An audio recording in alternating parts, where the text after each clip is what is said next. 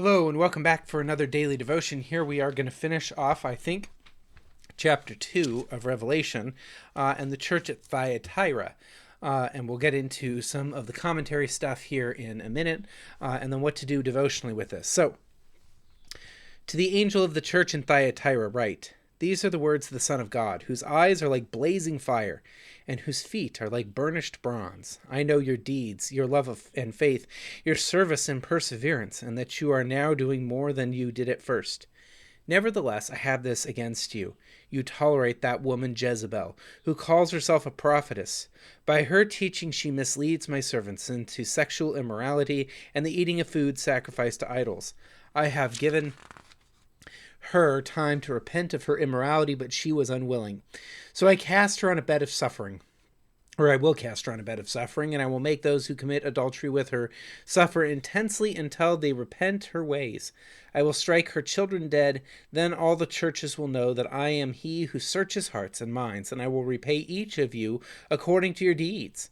Now I say to the rest of you in Thyatira, to you who you do not hold to the teachings and have not learned Satan's so-called deep secrets, I will not impose any other burden on you. Only hold on to what you have until I come. To him who overcomes and does my will to the end, I will give authority over the nations. He who rules them with an iron scepter, he will dash them to pieces like pottery. Just as I have received authority from my Father, I will also give him the morning star. He who has an ear, let him hear what the Spirit says to the churches." Super.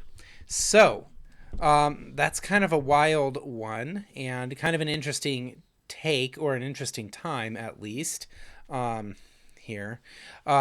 So, what are we going to... Well, let's back up just a minute. Okay, so Thyatira is a Greek city. It means daughter. This goes back to, it's a Greek city, but it's in Turkey. Clear? Sweet. Goes back to the Seleucids in the 300s BC.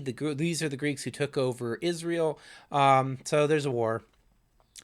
The big commentary push here is that there doesn't seem to be a full-out church when this is written. So we know there were churches, and the churches in Ephesus and Pergamum and Smyrna, those are actually up and going and have been going for some number of years. But the early church fathers say that the church in in Thyatira hadn't been established yet. Which is a curious claim because we know that Lydia is from Thyatira, and she goes back and starts a church. So there is a meeting of the way there. What could this possibly mean? One or two things. One, the church that Lydia founded has either moved on to a different town, which is possible. It's also possible that the church has just kind of disintegrated and fallen apart. It's also possible that the early church fathers mean something like there is a group of believers there who don't have a regular pastor and they don't have a bishop, and so there's not a church. That's possible as well. One other thing that's floating around here, and we talked a little bit about this before, is that, this is what we would consider forth-telling prophecy, right? So chapters 2 and 3 are forth-telling prophecy, where you walk in and tell the truth. And there's not really foretelling prophecy going on, except a natural consequence. If you don't shape up, you're going to get it. Right? And that doesn't take a whole lot of foretelling to really see. But we talked about how, some of these can just kind of layer. Prophecy's fun. You can get several different interpretations. So you end up with a much later version where the church at Thyatira takes off, and we know that there's representatives at Thyatira, or from Thyatira, at the Council of Nicaea in 321, 325 in there, and off and on. And we also know that Thyatira becomes an epicenter for Marian devotion and Marian worship, to the extent that Mary in some places is more revered than Christ. And so there's some fantastic commentators who go really overboard with their talk about what's going on here. So a few other things from the actual text, once we're done supposing from facts not in evidence, which is kind of part and parcel for commentators, go commentators. The thing to note here is that Jezebel doesn't get a name, and her name is not Jezebel, right? This is clearly an allusion to Jezebel from the Old Testament. God sees this gal as doing the same horrendous stuff, and the idea is probably something like this. That she has declared herself a prophetess, and you get to drive her into a prophetic state by having sexual relations with her, and then afterwards she gives you your prophetic sort of news. And so it looks like there's some sort of unseemly school of prophecy going on here, and some people just think she's the best. For a variety of reasons, and the rest of the church is sort of not having it. So upsettingly, people are named by name, and if you worked at or you lived at or worshipped at the church in Thyatira, then you know who this person is, and to have this person named in the letter by Jesus, not by Paul, who met this person and is kind of giving greetings and stuff, but Jesus is naming this person and calling this person Jezebel, and and even more chilling is Jesus telling us, I tried to give this person time to repent, but since they won't, I'm going to lay them on a bed of suffering. And there is a double entendre there. And Christ clearly means that, right? There's a whole, where do you go with the relations to the bed, and what is this going to turn into? Just suffering.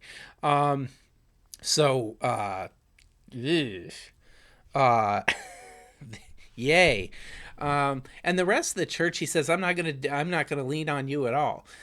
Just keep doing what you're doing, and keep your head down, because this is probably going to be really bad. Which kind of pushes at the preaching of law and gospel, right? It's not even here. And most of you, since you don't preach, are not really worried about law and gospel stuff. But there's something to be said for sometimes the law needs to be preached to specific people, and the rest of everybody is behaving and just needs to keep their heads down. And as opposed to what happens on normal Sunday mornings, when the law is generally preached because we're all equally sinful and equally have this problem because we're humans. So it's not equal here, and it's not this sense from Christ where you, Jezebel, have all this stuff and it's bad stuff's going to happen, but the rest of you need to get up and shape up. No, this is grace, and so that's something to be something to note, that we don't get a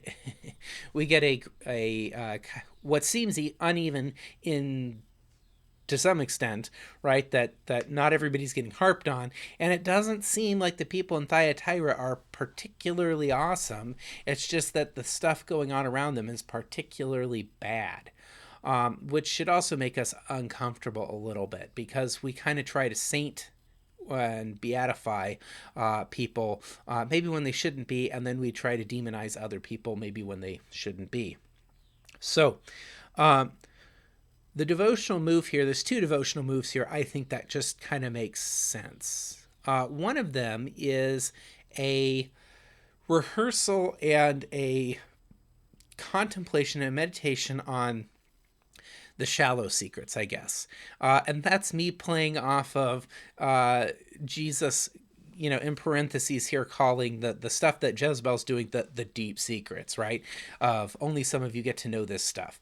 As opposed to the shallow secrets or the open secrets, which is just basic Christian doctrine, right? And so a meditation on who Christ really is, and who we've seen him be in the last three churches, now fourth church, and start to stack up this picture. It's not a sort of a deep mystery here, and to push back. This is the week this week has the Ascension in it. If you're wondering, it's the 18th when I'm filming this of May, but Ascension is coming. And so there's a devotional move to pray through basic Christian doctrine. You can take your catechism out and pick pretty much any single part of your catechism, and it's open. It's not a secret. And we will just go through there. There's one devotional move. And why is this the devotional move? Because we want to feel special. And this is how Gnosticism works. It's actually how Hinduism works too, which is just non-Yahwehist Gnosticism running along. We want to know, here's the good inside scoop. Here's the real stuff that you need to know. And Christianity is not like that. Christianity is, look, folks, it's really simple. You done messed up. Christ has come to forgive you. There it is. So it's not that hard, but there's this urge, this human urge to be smarter than everybody, to be sneakier than everybody, to have the inside knowledge and to be part of a small and elect group. And Jesus has none of it. And so there's inside of this rehearsing basic Christian doctrines, just really basic ones, is putting to death our pride while reinforcing our Christian foundation. So that's one specific sort of devotion for today. The other devotion is outwardly focused, because the promise here is, look, if you guys kind of, and I don't know how to feel about this, but I guess it's going to come true, so I'm stuck.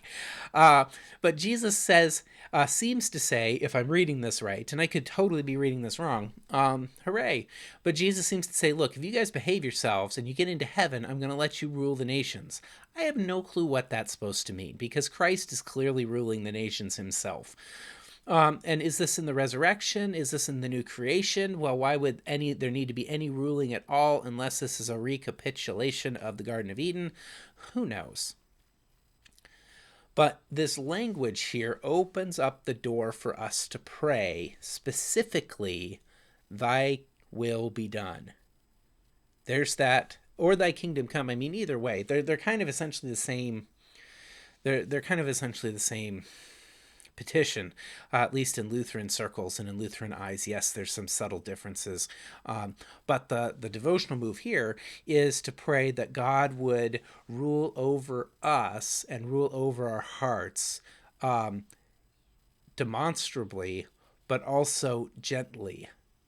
We don't want the iron rod, and to the extent that we're kind of, running around crazy with the corona, and we've got all sorts of different things happening in America and in the world right now, and let's not forget that the world didn't just stop because of coronavirus, so all the stuff that was happening back in January is still happening.